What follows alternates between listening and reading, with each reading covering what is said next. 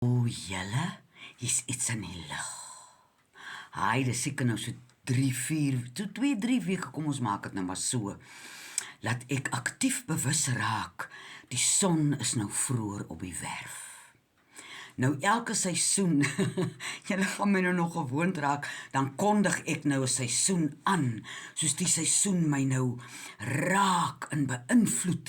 En ek het so gesien hier in die lig, as ek nou in die aand uitgaan, dat die Hemelstraat aan die skuif was, en aan die skuif is.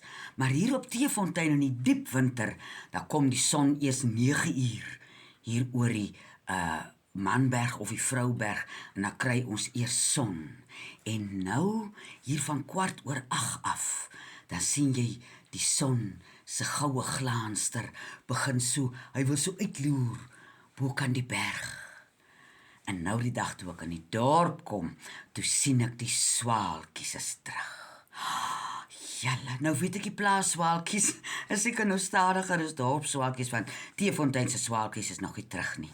Maar ek was daar by 'n begrafnis, en daar by die kerke is die swaalkies moes altyd so, is my so heiligheid as hulle so rondom die kerktoring vlieg en aankondig.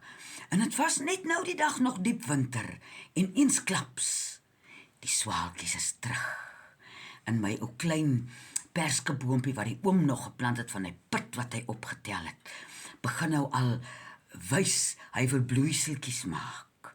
En ek kan nie glo, ons was nou nog net gister nog in die hibernasie nie, maar hy's iets in die lig, wat wys, hier's ander voeltjies wat praat.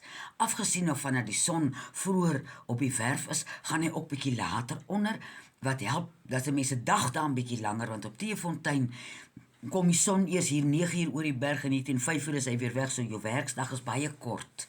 Maar nou begin hierdie welbehaaglike klein tekentjies van die nuwe seisoen. Die nuwe seisoen wat sê, ek is hier nou ver nie, julle moet uitkyk vir my. En nou dink ek soggens so, hier so varsheid in die lug, is nou nie meer koud nie, hy's net vars. En in die tyd toe ek nou nog perd gery het, as 'n mens nou so van die winter af ingaan, in die lente in, dan moet jy kan sit.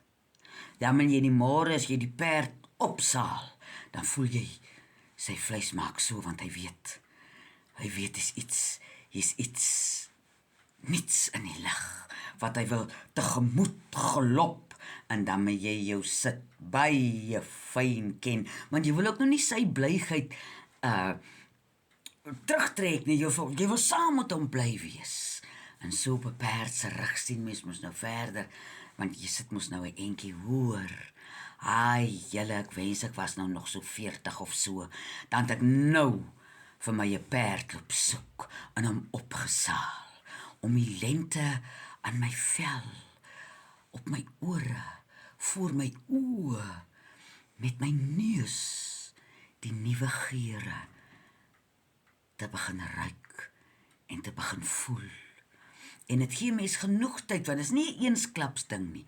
Dis 'n stadige verandering wat 'n mens jou kan regmaak om uit jou hibernasie-klere uit te klim, om nader te beweeg aan 'n huppeltjie toe, want in die winter kry ons koud, ons sit voor die vuur, ons eet ons sop, ons koester onsself, ons word stil, maar daar begin nou so 'n dingetjie wat sê, vir jou, of vir my liggaam, ek hoor dit hier binne, dan sê iets, ons moet uitkyk, ons loopie gaan verander, want binnenkort is die eerste bloeiseltjies hier.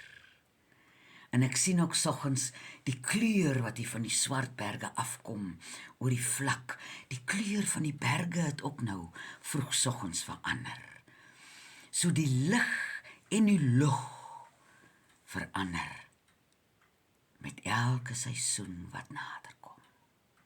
So skud jou vere reg, maak vir jou reg, een van die dae, gaan jy jou venster oopmaak, dan sê jy,